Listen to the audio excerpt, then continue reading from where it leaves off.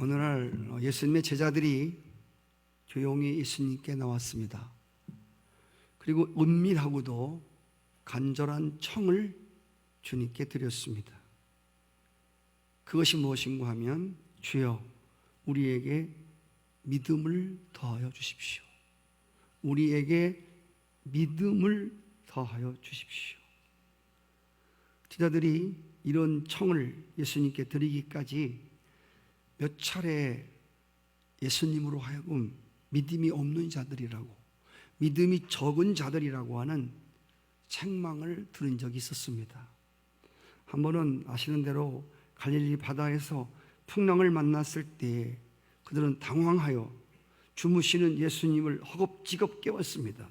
선생님, 우리가 죽게 되었는데 돌아보지 아니하십니까? 이때 주님이 바다를 일단 잔잔케 시켜놓은 다음에 그 제자들에게 너희는 왜 이렇게 무서워하느냐? 어째서 믿음이 없느냐고 꾸중하셨던 일이 있었습니다. 또 한 번은 변화산에 올라갔다 내려오셨을 때에 귀신 들린 아이를 놓고 제자들이 고치지 못하고 귀신을 쫓지 못하고 쩔쩔 매고 있었습니다. 예수님께서 그 아이를 고쳐 보내신 후에 제자들이 예수님께 여쭙습니다. 예수님, 저희는 왜 귀신을 쫓지 못했을까요? 그때 주님 하신 말씀이 너의 믿음이 적기 때문이다. 너에게 겨자씨 하나일 만한 믿음이 있을지라도 이 산을 향하여 여기서 저리로 옮겨져라 해도 그대로 될 것이고 너에게 못할 것이 없다. 그때 하신 말씀이십니다. 제자들이 3년 동안 예수님을 따라다녔지만 잘못된 메시아 관과 하나님 나라를 이해하지 못했기 때문에 그들이 올바른 믿음을 갖지 못했던 것 같습니다. 성숙한 믿음이 아닌, 아직도 더 많은 믿음이 필요한. 저는 오늘 이 말씀을 보면서 이 제자들의 믿음이 없는 모습, 이것이 오늘 우리의 모습이 아닌가 싶습니다.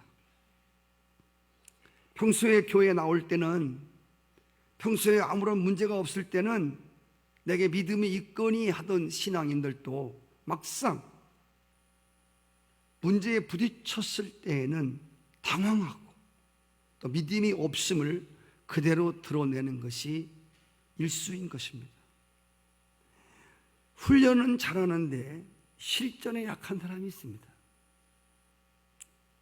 실전에 나가면 늘 떨어지는 사람들. 공부는 열심히 하는데 성적이 안 나오는 것. 진짜 선수는요, 훈련도 열심히 하지만 실전에 강한 사람입니다. 명포수는 언제 어느 때에 맹수가 나타나도 당황하지 않고 침착하게 사격을 가할 줄 아는 사람입니다. 저희 아버님은 경찰관이셨습니다. 우리 아버님이 저 어렸을 때 그 옛날에 그 중공군과 북한군과 싸웠던 이야기를 해준 적이 있었습니다. 그래서 경찰관으로 젊었을 때 그렇게 경찰에 투신을 하시고 전투에 나가서 총을 쏴본 적이 한 번도 없어요. 그래서 막상 전투가 벌어졌는데 이제 막 총을 쏴야 되는데 대포 소리, 막 총소리가 너무 요란해갖고 그냥 막 쐈는데 나중에 총알이 하나도 없거니 봤더니 우리 아버님이 한 방도 못 쏘고 그냥. 제가 속으로 사람을 안 죽여서 살인은 안 했지만 좋은 경찰관은, 좋은 군인은 아니었구나, 그런 생각이 들었습니다. 폭풍 앞에서도 당황하지 않는 믿음, 모든 어려움과 시련 속에서도 흔들리지 않는 믿음이 제자들에게만 필요한 것이 아니라 오늘 우리에게도 절실히 요청되는 바입니다. 여기에 우리가 오늘 사도들처럼 주여 우리에게 믿음을 더하여 주소서라고 기도할 이유가 있는 것입니다. 제자들의 간청을 들으신 예수님께서 그들에게 대답을 해주셨습니다. 오늘 이 말씀 속에는 믿음의 본질이 무엇이고 믿음의 능력이 무엇이고, 그리고 이 믿음을 더하는 방법이 무엇인가를 오늘 말씀하고 있습니다. 오늘 세 가지로 함께 말씀을 나누려고 합니다. 믿음의 본질, 믿음의 능력, 그리고 믿음을 더하려면. 첫째, 믿음의 본질입니다. 오늘 6절에 보시면 너희에게 겨자씨 하나일 만한 믿음을 말씀하셨습니다. 너 겨자씨 하나일 만한 믿음이 있어도 이 뽕나무대로 바다로 옮기라 해도 뽕나무 뿌리가 뽑혀서, 뽕나무는요 잘 뿌리가 뽑히지 않는 게 뽕나무예요. 가장 땅속에다가 질기게 뿌리를 박는 게 뽕나무거든요. 웬만해서는 뽑히지 않아요. 이것이 바로 주님이 제자들에게 믿음이 무엇인가를, 믿음의 본질을 말씀해 주신 것입니다. 여러분, 겨자씨는 아주 작은 것이죠. 채송화씨 같은 이 겨자씨가, 여러분 잘 보세요. 이 겨자씨에 생명이 있다는 사실을 여러분 꼭 기억하셔야 돼요. 비록 한 알의 작은 씨앗이지만 그것이 땅에 심겨져서 생명이 나고 자라기 시작하면 새들이 깃들 수 있는 나무가 된다는 것입니다. 이걸 믿음을 말씀하신 것입니다. 한 알의 겨자씨를 믿음으로 말씀하신 거예요. 믿음도 땅에 뿌려진 겨자씨 한 알처럼 점점 자라서 마침내 천국을 이루게 되는 것이 바로 겨자씨 한 알에 대한 믿음의 비밀인 것입니다. 마태복음 13장 31절 이하에 보시면 천국은 밭에 심겨진 겨자씨 같다고 그랬습니다. 겨자씨 속에 천국이 있다는 겁니다. 겨자씨 속에 마침내 천국을 이룰 수 있는 그 안에 천국이 이루어지는 어떤 비밀이 그 속에 있다는 것입니다. 그렇습니다. 이 천국은 이미 그 믿음 속에, 그 믿음 속에 들어있는 건데, 이 겨자씨 속에 만약에 생명이 없다면 아무 의미가 없습니다. 근데 씨가 크냐 작으냐는 중요하지 않아요. 그 속에 생명이 들어있느냐 없느냐가 이게 정말 중요한 거예요. 막 교회에서 믿음 있는 것처럼 막 거품을 흘리고 막 방언을 하고 뭐를 하고 막 뭘 봤다고 그랬었고, 중요한 건 푸짐한 믿음이라도 그 안에 생명이 없는 믿음이 있단 말이에요. 그냥 별거 같지 않은 겨자씨처럼 작은 믿음같이 보이는데 그 안에 진짜 생명이 있는 거예요. 아들의 생명이 있는 겁니다. 부활의 생명이 그 안에 있는 것입니다. 우리의 믿음이 이 생명을 잃어버린다면 거기에는 천국은 없습니다. 틀에 박힌 믿음이, 틀에 박힌 믿음, 율법적인 신앙, 여러분 이것이 생명을 잃은 믿음이라고 할 수 있습니다. 자라지도 않고 열매도 맺을 수 없는, 수십 년 믿었는데 열매도 없고 죽은 믿음이 되고 마는 것입니다. 여러분, 율법주의라고 하는 틀에 갇힌 바리새인들의 믿음이 바로 이랬습니다. 겨자씨 한 알이 귀한 것은 작기 때문이 아닙니다. 우리가 이걸 보면서 적은 자여 두려워하지 말라, 겨자씨 같은, 우리는 작은 거를 예수님이 좋아하시는구나, 그걸 말하고 있는 게 아니에요. 큰 건 다 나쁜 게 아니에요. 작은 거는 좋고 큰 것은 나쁘다? 안 좋다? 이 사상을 말하려고 하는 게 아니에요. 겨자씨가 귀한 것은 작기 때문이 아니라 말씀드린 대로 그 안에 생명이 있어서 싹이 자라며 열매를 맺을 수 있기 때문입니다. 작은 한 알 씨앗이지만 거기에 전 우주가 담겨져 있는 것이 바로 생명의 비밀입니다. 여러분 그랬죠? 도토리 알 하나 속에는 온 세계를 다 도토리화 시킬 수 있는 생명이 그 안에 들어있단 말이에요. 생명의 특징은 반드시 성장한다는 것이고, 생명의 특징은 우리가 움직이는 게 보이지 않지만 살아서 역사한다는 것입니다. 여러분 지금 이렇게 여러분 가만히 앉았어도 여러분 심장이 뛰고 있고 피가 막 돌고 있고 움직이고 있습니다. 여러분 꽃을 보십시오. 이건 생화입니다. 죽은 것과 산 꽃의 차이는 이 속에 지금 움직임이 있다는 것입니다. 눈에 보이지 않지만 지금 뿌리에서 계속 지금 영양분을 공급해 갖고 이 꽃 속에 계속 움직이고 있어요. 생명이라고 하는 것은 움직인다는 겁니다. 생명은 또 성장하는 그런 능력이 그 속에 생명 속에 들어있다고 하는 것입니다. 그래서 우리가 오늘 겨자씨 하나일 만한 믿음이라고 해서 결코 옹졸하거나 편협한 믿음이라고 생각해서는 안 된다는 것입니다. 이 겨자씨일 만한 믿음 속에, 이 생명 속에 이게 우주를 향하여 미래를 향하여 열린 무한한 가능성을 지닌 믿음을 말하고 있는 것입니다. 작은 것 같지만 결코 작지 않고 옹졸한 것 같으나 포용력 있는 믿음이고 갇힌 것 같으지만 언제나 자기를 깨고 새 것을 향하여 끊임없이 노력하는 믿음을 가리키는 것입니다. 할렐루야.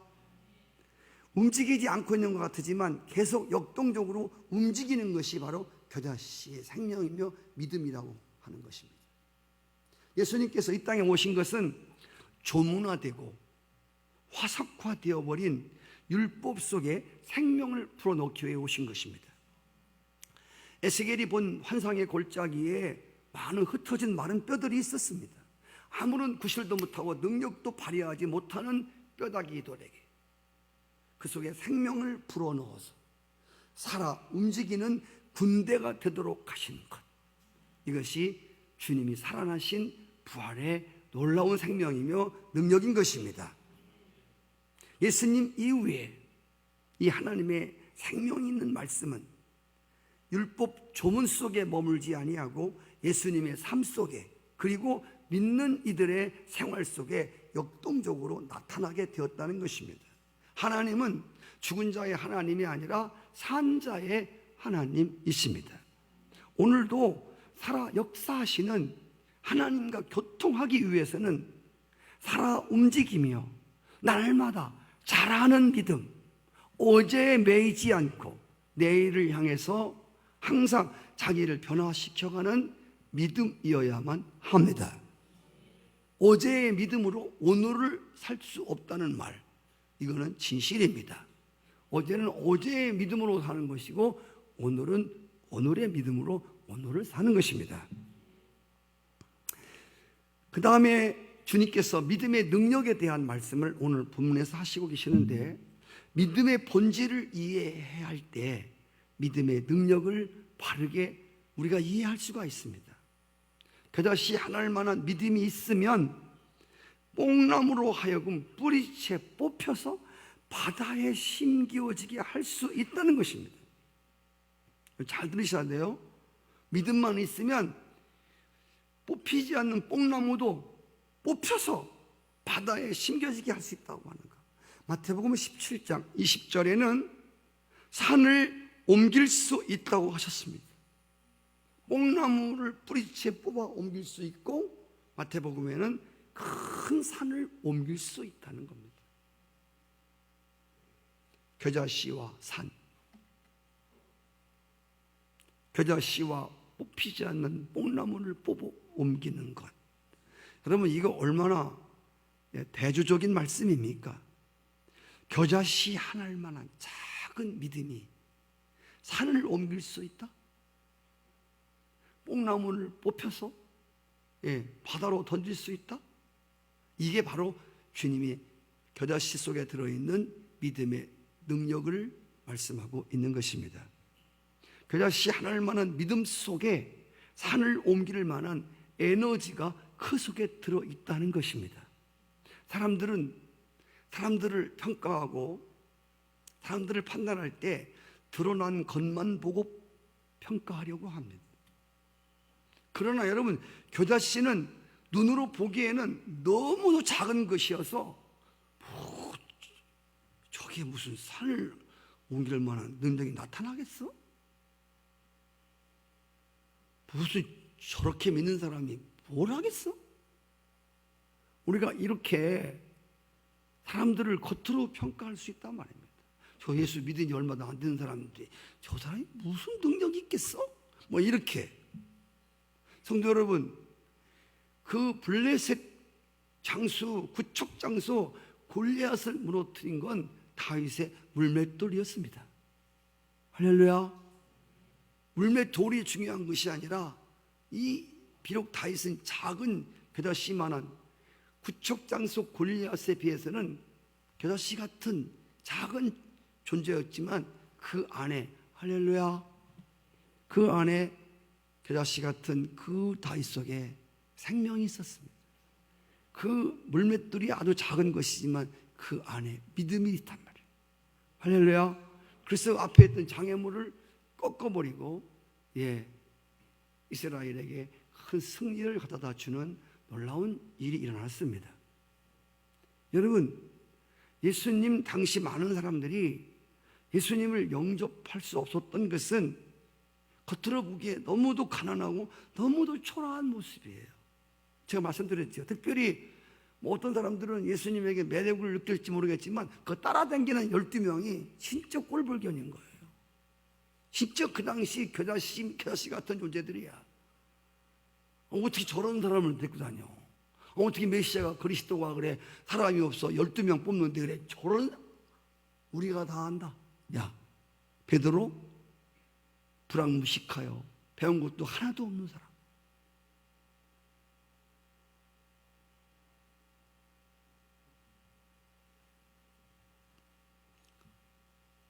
교회는 세상적인 지위가 있고 하나님 나라는 세상적인 권력이 있고 그런 사람들을 세워 일어난 나라가 아닙니다. 교회는 비록 가난하고 생기지 못하고 다른 사람이 보기에 변변치 못할지라도 그 안에 겨자씨 같은 믿음의 능력이 있어야 돼요. 할렐루야. 초라한 인간의 모습 속에 감춰져 있는 하나님의 아들의 신분을 그들은 알아보지 못했습니다. 여러분, 나사렛 예수라고 하지요. 나사렛 예수라는 말은 본래 의미는 좋은 뜻이 아니라고 그랬습니다. 나사렛이라는 말은 동네 이름인데 나사렛은요, 이스라엘에서 아주 촌동네 치고 정말 까막산 밑에 있는 동네입니다. 촌동네입니다. 그래서 나사렛 예수라는 말은 무슨 나사렛 촌동네에서 훌륭한 사람이 나오겠어? 이런 뜻입니다. 나사렛 예수는 예수님을 비웃기 위해서 유대인이 불리운 말입니다. 나사렛에서 무슨 선한 게 나오겠어? 그런데 이 나사렛 예수가 곧 산을 옮기는 능력이 이름이 되셨습니다.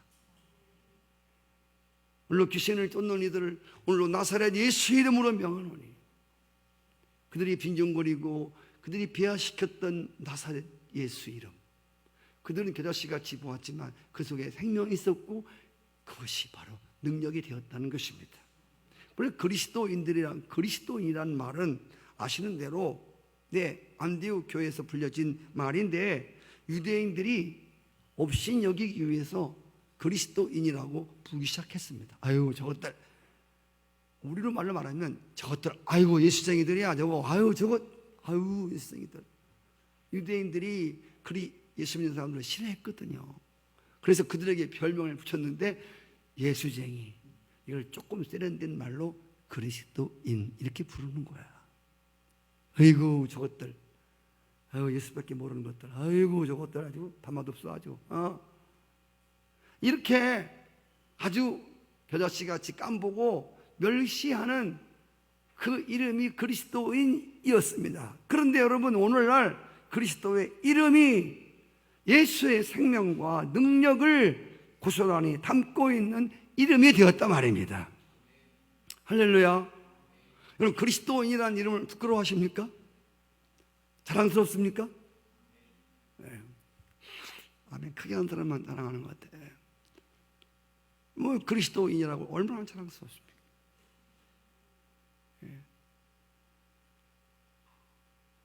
저는 전도할 때 이런 말을 많이 씁니다. 청년들한테. 오죽 못났으면 예수도 못 믿냐.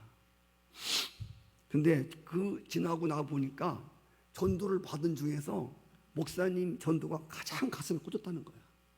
야, 오죽 못났으면 예수도 못 믿냐? 응? 야, 오죽 못났으면 그리스도인도 못 되냐? 이게 머릿속에서 안 지워지더라고 하는 거예요. 사람은 못났다고 하는 걸 싫어하거든요. 잘나고 싶은 게 인간 아니겠어요? 근데 오죽하면 예수도 못 믿냐? 얼마나 모질라 걸래? 그래서 예수 믿고 제일 앞자리에 늘 앉는다는 사람도 있습니다. 오늘 과학이 문명이 발달한 시대에 높은 산을 깎아서 바다를 메우는 일은 그렇게 어려운 일이 아닙니다. 그러나 오늘날 과학 문명이 발달한 이 시대 속에서도 인간의 마음 속에 가로막힌 죄악의 높은 산을 결코 그 무엇으로도 옮길 수가 없다는 것입니다. 여러분, 인간의 마음속에 높이 솟은 이 죄악의 산 때문에 오늘 많은 인생들이 그 죄악의 산 아래에서 절망과 죽음과 실패로 주저앉아서 온갖 비극적인 사건이 일어나는 것이 바로 죄악의 산, 죄악의 장애물 때문에, 우리 안에 들어온 이 죄악의 산을 넘지 못하기 때문에 많은 사람들이 이 죽음의 산을 넘어보려고, 이 죽음의 산을 옮겨보려고 많이 시도를 했습니다. 모두 다 실패하고 말았습니다. 그러나 우리 안에 높은 산, 아무도 옮길 수 없는 이 높은 죄악의 죽음의 산이 갈보리 산에 높이 세워진 예수 그리스도의 십자가의 능력으로 옮겨지고 생명의 평지를 이루게 하셨습니다. 이것이 바로 겨자씨 한 알의 믿음이 갖는 놀라운 능력입니다.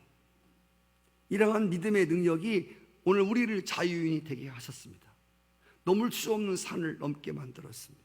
넘을 수 없는 문제들을 뛰어넘게 만들고 해낼 수 없는 일들을 거뜬히 하도록 만들었습니다. 사도 바울은 내게 능력 주시는 분 안에서 나는 무엇이든지 할 수 있다고 고백했습니다.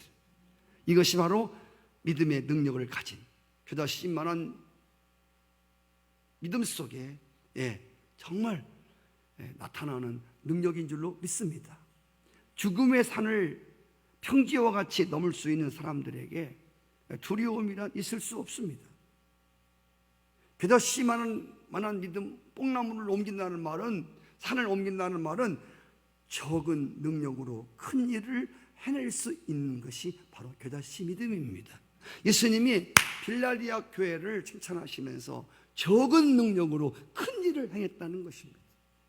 할렐루야. 큰 믿음같이 보이는데 아무것도 못하는 믿음도 있어요. 그러나 적은 능력같이 보이는, 교회는 작은데 생명의 풍성한 교회가 있단 말입니다.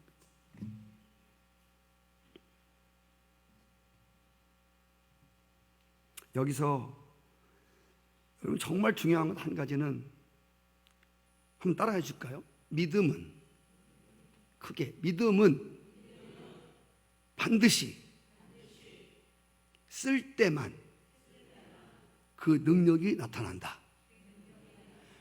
믿음은 반드시 그 믿음을 써야 되는 거예요. 여러분, 돈은 가지고 있으라고 있는 게 아니잖아요. 여러분, 돈은 갖고 있으라고 주는 게 아니라 돈은 쓰라고 있는 거예요.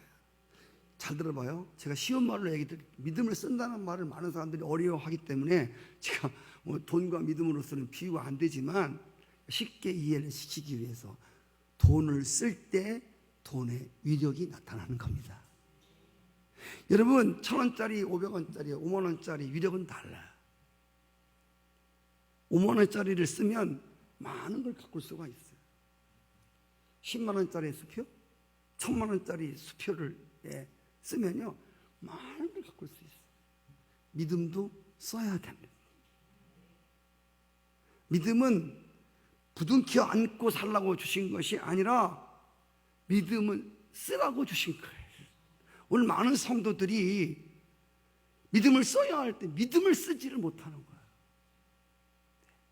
막상 전신갑주를 입고 뭐 성경 공부를 열심히 하고 전신갑주 몇 가지 답을 써라. 두 권에 트고 뭐 의의 흉배 답은 잘 쓰는데 막상 마귀와의 실전에 들어가면 하나도 못 쓰는 사람이 있어요. 성령의 검을 집어서 쓰지를 못하는 사람.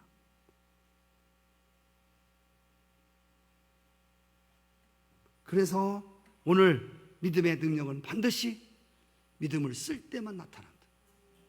예수 그리스도의 이름을 쓸 때만 예수 그리스도의 이름의 능력이 나타나는 거예요.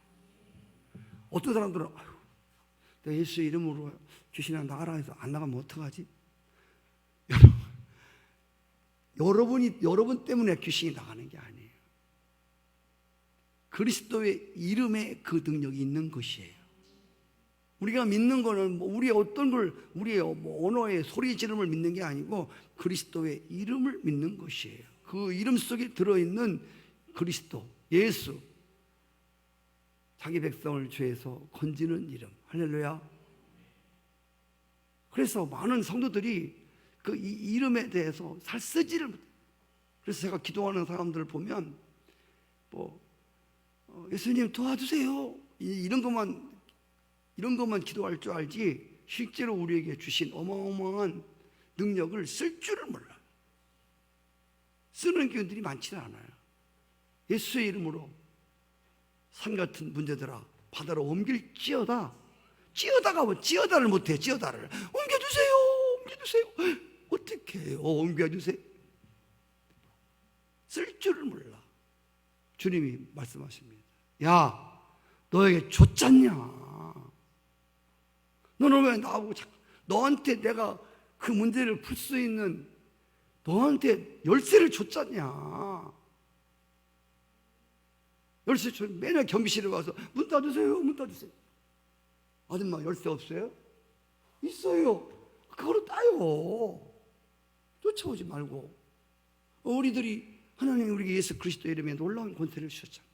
하늘과 땅의 모든 것이 굴복한 할렐루야. 모든 것이 그 앞에 순종할 수밖에 없는 바다도 귀신도 영계도 어떤 것도 그분 앞에 복종할 수밖에 없는 그 이름을 우리에게 주사 내 이름을 쓰라. 할렐루야. 근데 오늘 그 이름을 쓰는 사람이 없어요. 예수 이름까지 나오는데 예수 이름으로 도와주세요. 예수 이름으로 명하노니 할렐루야. 떠나라. 산 같은 문제들은 예수 이름으로 명하노니 옮길지어다. 성경적이잖아요. 믿음이 좋은 사람이 하는 기도가 아니에요. 마지막으로 믿음을 더하는 비밀을 말씀해 주셨어요. 지금까지는 믿음의 본질이 뭐며 믿음의 능력을 살펴보았죠. 그럼 이제 우리가 이런 믿음을 어떻게 가질 수가 있을까? 예수님은 오늘 한 비유를 말씀하셨습니다. 믿음을 더하는 방법을 가르쳐 주시기 위해서. 어떤 사람에게 종이 하나 있었다. 그가 하루 종일 밭에 나가서 떼약볕 아래서 일을 하고 저녁에 돌아왔는데 주인이 수고했다. 빨리 밥상 채줄 테니까 밥 먹어라. 이렇게 하는 주인이 있겠느냐? 그가 일하고 돌아왔는데 주인이 밥상 차려라. 밥상을 차려왔습니다. 그랬다고 주인이 종에게 너무 감사하다. 종아, 너무 고맙다. 이렇게 하는 주인 봤냐? 이것이 이런 비유를 말씀했으면서 결론적인 말씀 하나를 붙였습니다. 이와 같이 너희도 명령을 받은 것을 다 행한 후에 이르기를 우리는 무익한 종이라. 우리가 하여야 할 일을 한 것뿐이라 할지니라. 이게 믿음을 더하는 비결이라는 겁니다. 무조건 순종은 믿음으로 가는 지름길입니다. 하나님의 말씀은 생각해 보는 게 아니에요. 그런 옛날에 유행가가 있어요. 생각해 보겠어요. 여유를 주세요. 사람의 말은 그냥 오케이를 날리면 안 돼요. 사람의 말은 생각해 봐야 돼요. 점검해 봐야 돼요. 사람의 말을 그냥 믿었다가 우리 실패할 때 많았잖아요. 근데요, 하나님 말씀은요 1.1에게 5점이 없다니까. 할렐루야. 하나님 말씀이 떨어졌는데 그래 좀 생각해 보겠어요. 예수님 며칠을 여유해 주세요.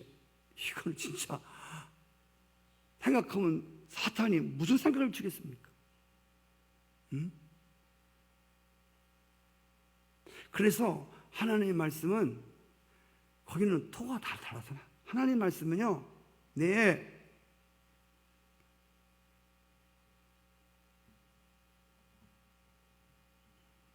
지루하세요? 시계 보시게? 시간 아직 많이 남았는데 끝날 시간은 다가오고.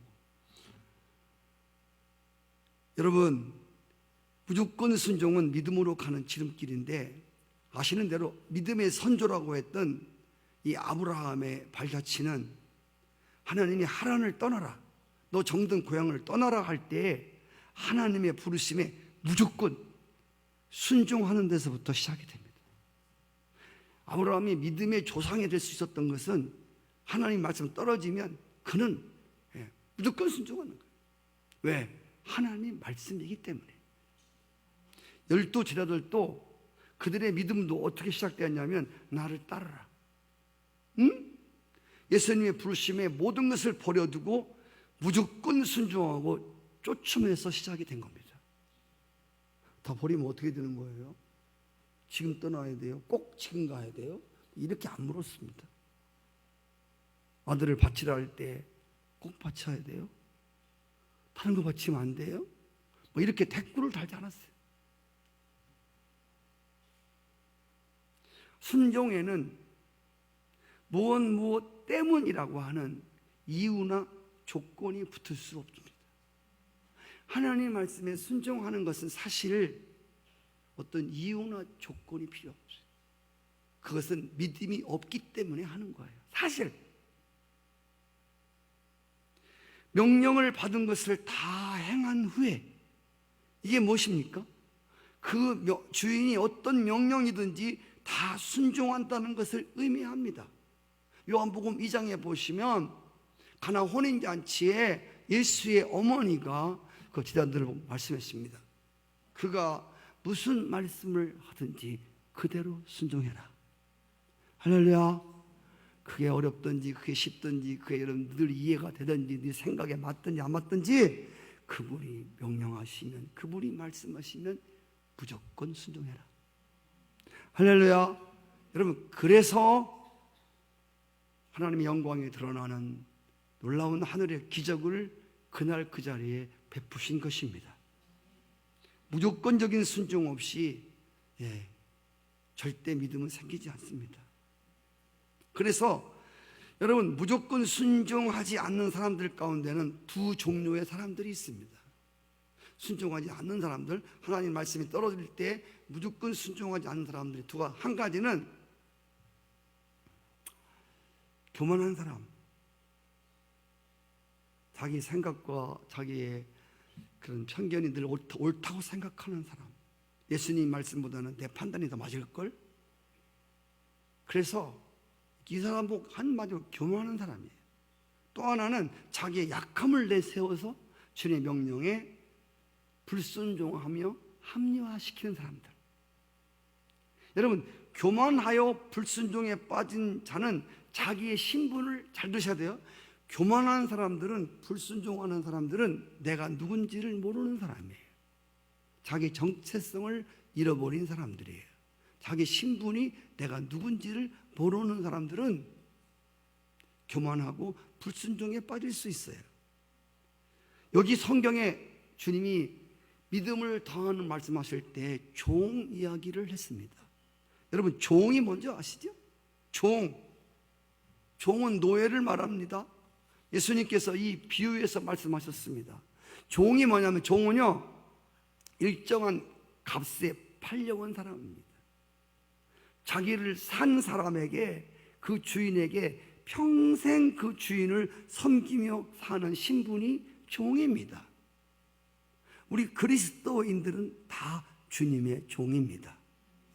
그가 우리를 피로 값주고 하셨기 때문입니다. 고린도전서 6장 19절 이하 보면 너희는 너희 것이 아니라 값으로 산 것이 되었으니 그런즉 너의 몸으로 하나님께 영광을 돌리라. 아멘. 내 것이 아니야. 내 것처럼 하지 마. 너는 너의 주인에게 너의 몸을 가지고 영광을 돌리는 자들이 되라. 아멘. 종은 자기의 것이 없어요. 종은 아무것도 자기의 것이 없습니다. 주인은 종을 죽일 수 있는 권한이 있습니다. 생명까지도 종은 자기 것이 아무것도 없어요. 종은 이름도 없는 게 종이에요. 우리는 갚을 길 없는 빚을 탕감받은 주님이 우리의 모든 빚을 탕감해주고 우리를 사셨어요. 할렐루야. 십자가에 피 흘려 주심으로 우리를 사셨습니다. 우리는 그분의 종이십니다.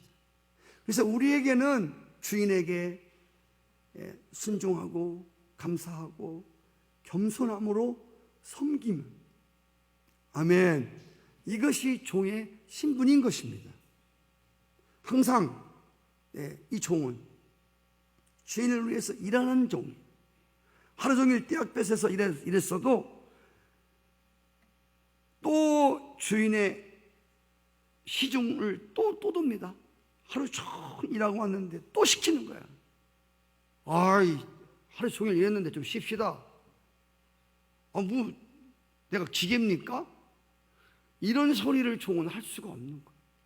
그냥 주인이 시키면 그냥 하루 종일 일하고도 와서 또 밥상 차리는 게 종이 할 일이에요. 밥상 차리고, 야, 밥상 물려라. 예.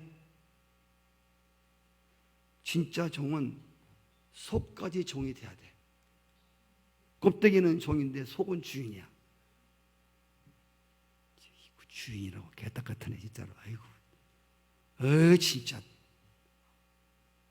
나도 빨리 주인 돼야지. 이건 종이 아니에요. 껍데기만 종이 있고 안에 주인인 사람이 있어요. 이거는 종이 아니에요. 종의 본심은 안에 있는 거예요. 우리의 순종은 껍데기의 순종이 아니에요. 알았어요?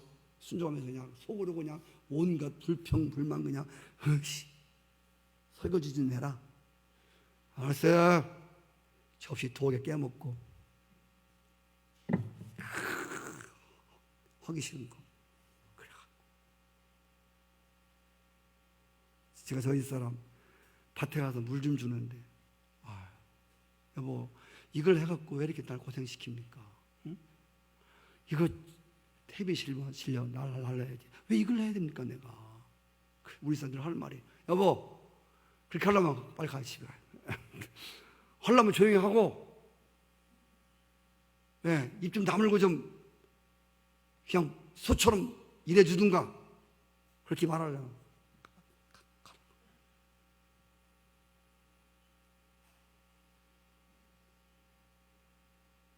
나중에 한참 일하다가 그래 이왕 일하는 건데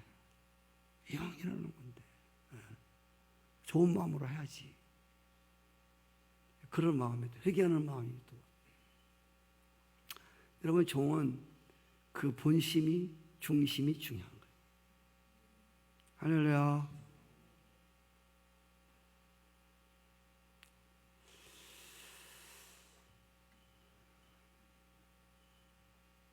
우리는 종의 신분을 분명히 깨달아야 분명히 깨달아야만 순종을 배울 수 있습니다.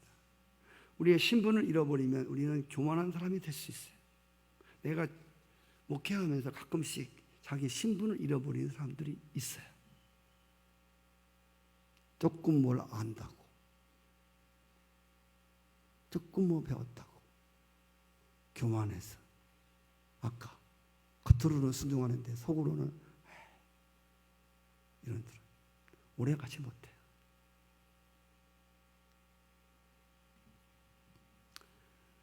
무익한 종입니다.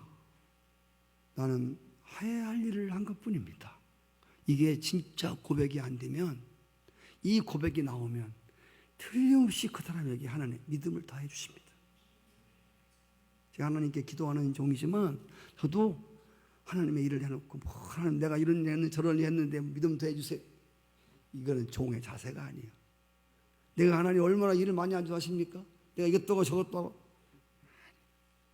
기도해보면 진짜 아니에요. 그저 무익한 종입니다. 나 같으면 그냥 써주시니 감사하고, 진짜 우리 내 마음속에 진짜 주여 써주시니 감사하고, 무슨 불평이 웬 불평이냐? 해야 할 일을 한 것뿐입니다. 이럴 때 하나님의 은혜가 막 부어지는 것을 내가 느낀단 말이야. 둘째로, 어떤 사람들은 자기의 연약함을 내세워서 하나님의 명령을 불순종하는 사람들이 있습니다. 자기의 약한 점을 앞세워서 하나님의 주어진 명령이 인간의 능력으로 실행할 수 없다고 핑계를 대면서 불순종을 합리화시켜요. 호렙산 떨기나무에서 하나님이 모세를 만나 주었습니다. 그리고 하나님이 그에게 명령하셨습니다. 야, 너 바로에게 가서 내 백성을 내놓으라고 해. 그때 모세는 계속 말을 못합니다. 언변이 똑똑지 못합니다. 늙었습니다. 막 여러 가지 변명 막 늘어놓습니다. 못하는 이유를 말하는 겁니다. 그때 하나님께서 야, 너 왜 그래? 너 손에 있는 게 뭐야? 지팡이입니다. 던져볼래? 던져봐. 던지라니까? 던지니까 뱀이 되는 거예요. 깜짝 놀랐어요. 집어봐. 떨리면서 뱀이 꽝장 잡으니까 지팡이 탁 되는 거예요. 하나님이 순종하는 자에게 보여주는 그 놀라운 능력입니다. 봤지? 너 손에다 품에 넣어봐. 꺼내니까 문둥병이 바람. 다시 넣어봐. 낫는 겁니다. 이게 뭐야? 요술이야 뭐야?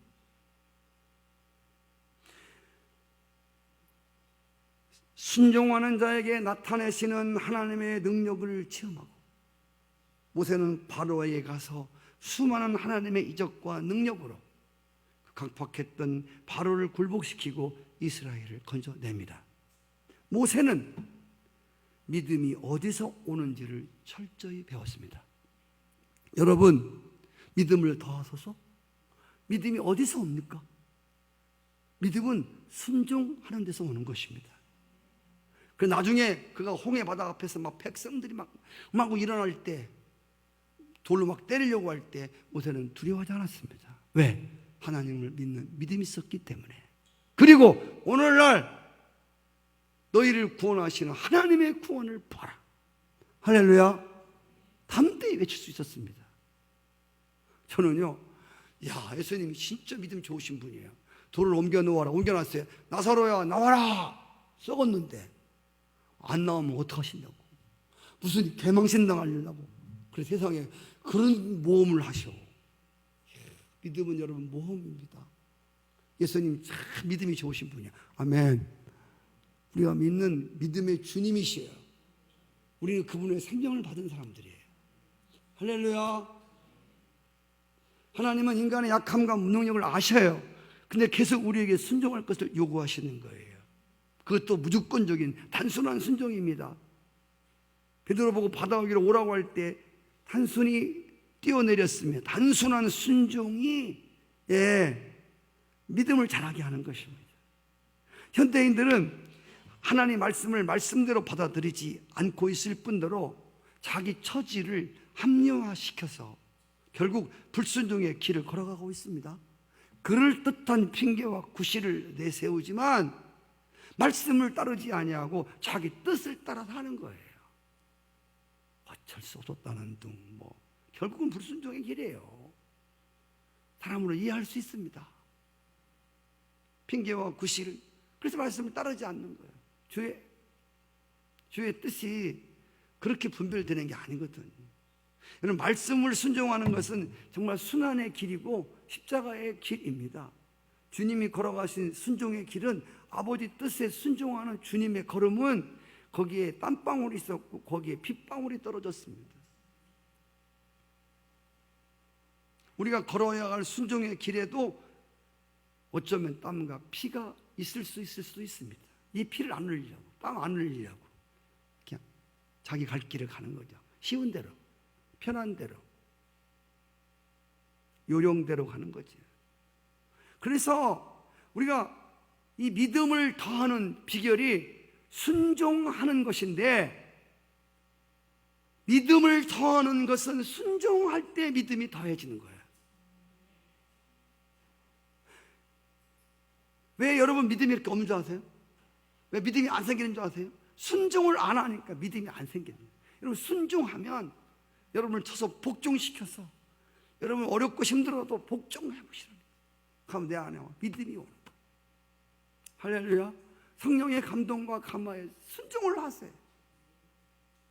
그래서 순종하는 길이 어쩌면 우리 믿는 사람들에게 가장 어려운 길인지도 모르겠습니다.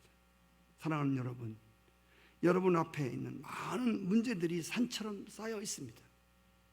내 힘으로 이런 문제들을 해결하려고 하지만 언제나 좌절을 맛보았고 실패하곤 했습니다.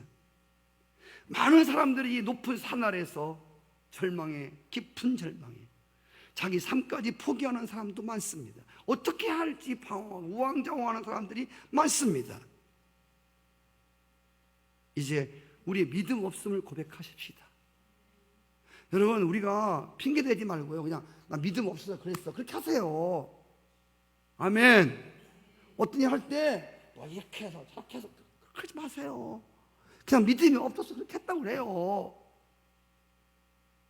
믿음이 없는 걸 쏙 빼고 그냥 이래서 저랬고 저래서 저랬고 결국은 뭐예요? 믿음이 없다는 거 아니에요. 여러분, 우리가 믿음 없음을 고백하고 오늘 산을 옮길 만한 믿음을 더하여 달라고 주님께 나아가 겸손히 구하는 여러분과 제가 될 수 있으면 좋겠습니다. 그가 우리에게 믿음을 더하여 주실 때 분명히 우리 앞에 있는 산들을 옮겨서 우리는 평지를 만들 수 있습니다. 결론으로 주의 말씀에 귀를 기울여 보십시오. 스가랴서 4장 6절 7절. 이는 힘으로 되지 아니하며. 같이 읽죠. 시작. 그가 내게 대답하여 이르되 여호와께서 스룹바벨에게 하신 말씀이 이러하니라. 만군의 여호와께서 말씀하시되 이는 힘으로 되지 아니하고 능으로 되지 아니하고 나의 힘으로 되느니라. 7절. 큰 산아 네가 무엇이냐? 네가 스룹바벨 앞에서 평지가 되리라. 그가 머릿돌을 놓을 때 우리가 외치기를 은총 은총 그에게 있을지어다 하리라. 할렐루야. 큰 산아 네가 무엇이냐? 스룹바벨 앞에서, 스룹바벨을 빼고 박연석 앞에서, 할렐루야. 네. 김선아 앞에서 평지가 내려라. 죄악의 산아, 나의 마음을 답답하게 하는 의심의 산아, 나를 두렵게 하는 불안의 산아, 나를 불평케 만드는 높은 불평의 산아, 네가 무엇이냐? 할렐루야. 힘으로 안 되고 능으로 되지 않지만 하나님의 영으로 되나니라. 예수의 이름으로 되나니라. 높은 산아 옮길지어다. 예수의 이름으로 당장 명하노니 우리의 가정을 맡고 있는, 우리 자녀들을 맡고 있는 이 모든 것들아 예수 이름으로 옮겨질지어다. 평지가 될지어다. 은총, 은총, 은총을 입은 자라 할 것이다. 아멘. 찬송 한 장 부르겠습니다.